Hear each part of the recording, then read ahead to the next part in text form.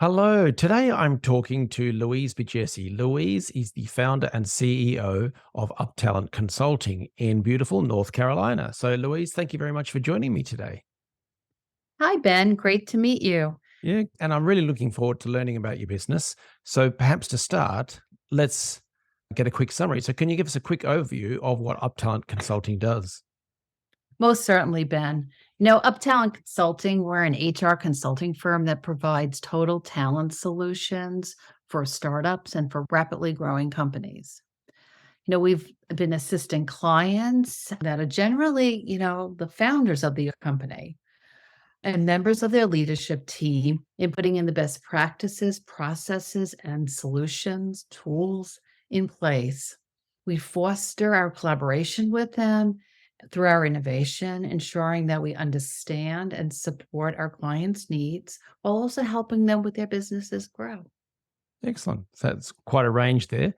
Now, you mentioned the founders and the management teams, the executive teams. What are the kinds of workplace problems that you help them resolve?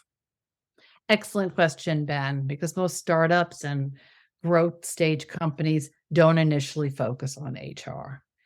As they should, founders are typically focused on starting and expanding their businesses, building their customer base, really getting through their initial processes of running their business. But, however, people operations are generally neglected. Yeah, This often results in inconsistent company policies and procedures, and really thinking about that lack of clarity. When there's inconsistency and lack of clarity, you find that there's employee confusion, there's uncertainty. Where is this company going? Where do I fit here? And it also results in increased turnover and your profits go down. Be absolutely. it from, our focus is on technology, on systems, on processes. We work with clients that have inconsistent hiring practices or lack of performance goals. We review the requirements, expanding, like if somebody wants to expand to another state, and we've recently helped a company expand into the UK. And then companies that are growing, we need to help them ensure that they have the right teams in place, the right people on the bus. Do they need employee stock options and what other incentives that they're giving their employees and their leadership team? And then also companies that are undergoing organizational change or a strategy reset, we come in and we help them through that change and that. A lot of time it's also bringing in different types of technology and solutions. Brilliant. Yeah, absolutely. Now, you sort of described some of the problems that can beset an organization with some of these HR challenges, that turnover can go up and things like that. I'm often interested in the human side that the different roles, the types of roles within a business can be affected as well. So, do you want to share your thoughts on how some of these HR challenges can affect the people and the roles within the business? Yes, it affects so much. I mean, it's like the wow factor, right? The negative impact to the company. If you think about the people, those people problems include, employee conflict, lack of recognition, inadequate training or no training, right? Poor team building and, how is everyone getting together? What's the culture like of the organization? And these issues, as I said before, really do result in low morale, that quiet quitting that's happening. Somebody's doing their job, but only doing what they have to do to keep their job. And likely they're looking for another job. So though, it will lead to that high turnover rates. Happiness and job satisfaction on the flip side help, when the company's employees are involved, they play a large role in the company's success, which then again affects, top line growth as well as the bottom line. If employees are consistently quitting or being unproductive due to a negative work environment, the business loses that time and money. Absolutely. I've seen organizations, companies deal with these sort of challenges in all sorts of different ways. Some of them are unsuccessful. They might go around with the big stick and whack people over the head and give them the final warnings or get rid of them and all that sort of stuff and have that culture of fear and things like that. Others might just try and proceduralize everything or not proceduralize at all. when you're helping companies deal with these sorts of challenges, and they're varied, so you'll have different approaches, I'm sure, but how would you approach and try and resolve these situations for the clients that you described? Well, I'm gonna first just chuckle a little bit when you said about the big stick and everything.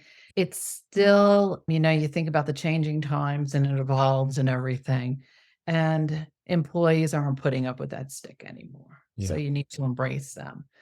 But to answer your question, we understand that, all startups, they have varying HR needs. And obviously, in the size of the startup will also predict, and help guide us into that direction.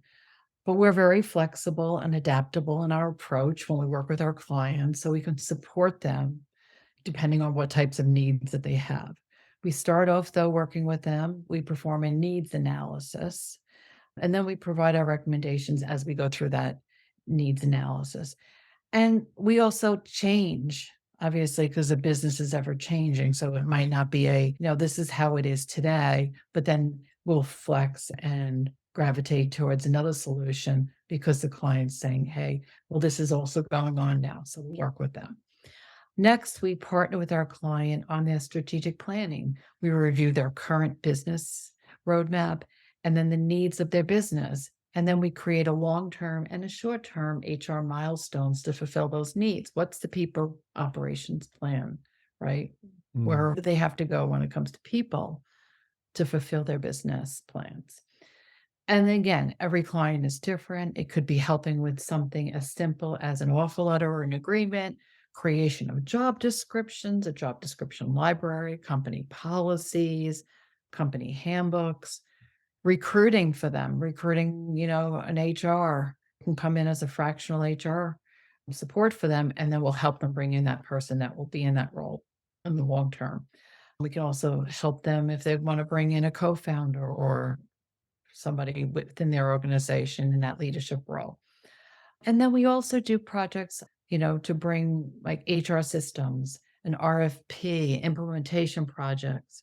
We recently completed a handbook project for a client. And when reviewing the scope, I recommended that we follow 7 steps to ensure that the handbook has success. The steps were really is that understanding the company culture, you know, capturing the desired policies along with the required policies. Yeah. Know what policies to avoid. And then also to really get a tone for the company and their values to understand the values of the company and what's important for them. Have an acknowledgement because you can create a handbook, but if the employees don't receive it or don't acknowledge that they're receiving it, then it defeats the whole purpose of having a handbook. And then obviously, ensuring that you have leadership feedback, that they review the handbook before it gets distributed to the employees. Yeah.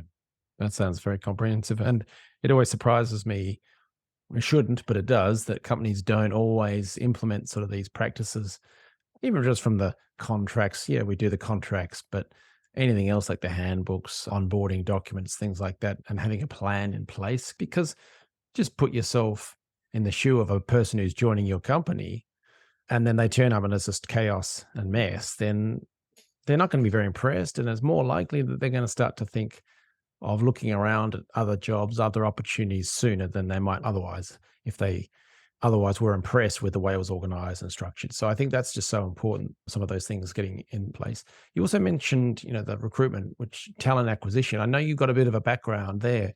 So how do you use your talent acquisition experience to help your clients?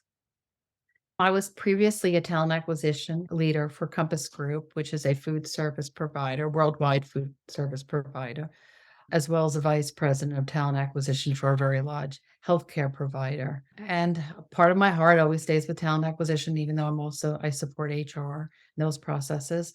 And today I bring those experiences from talent acquisitions to my clients by designing, implementing, and executing advanced recruitment strategies and processes through collaboration with my clients and then utilizing technology.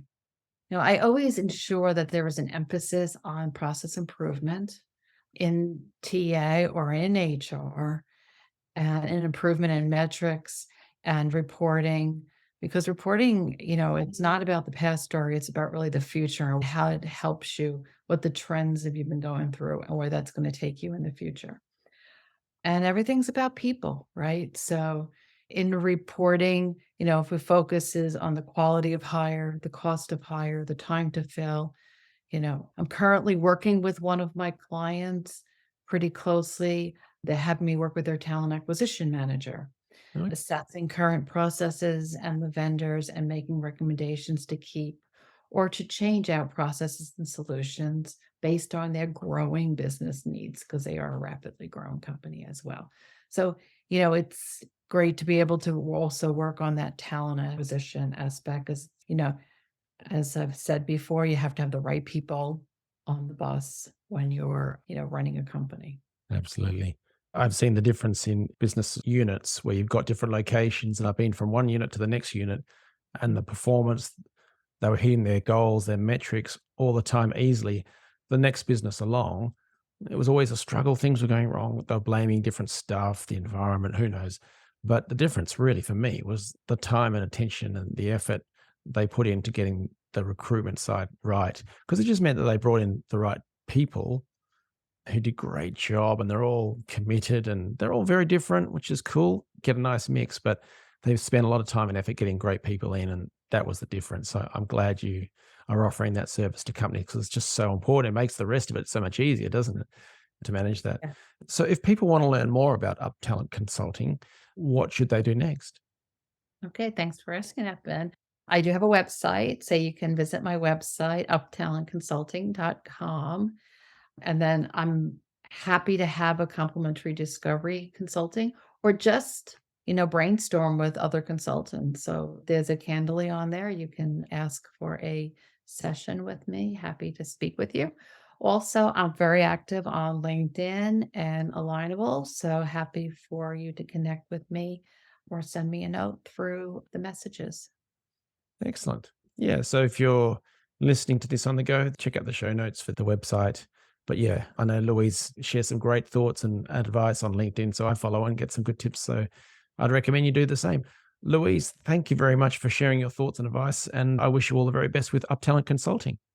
Thank you, Ben, so much for having me today.